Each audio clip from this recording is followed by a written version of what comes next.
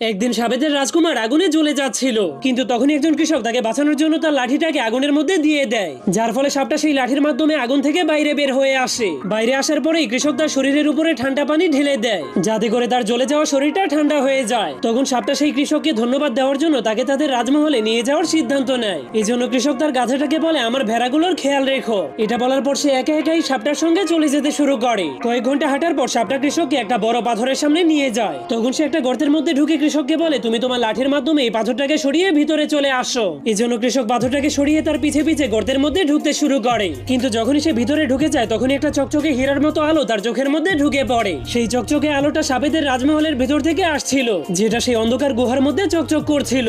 এমনকি তাদের রাজমহলের দেয়ালগুলো সোনা এবং রূপার গহনা দিয়ে সাজানো ছিল। তখনই সিংহাসনে বসে থাকা সাবেদের রাজা একটা মানুষকে তাদের রাজমহলে দেখে অনেক রেগে যায়। এরপর তার লেজটাকে অনেক জোরে বাড়ি মেরে দেয়, যার কারণে পুরো রাজমহলটা কেঁপে ওঠে। এই জন্য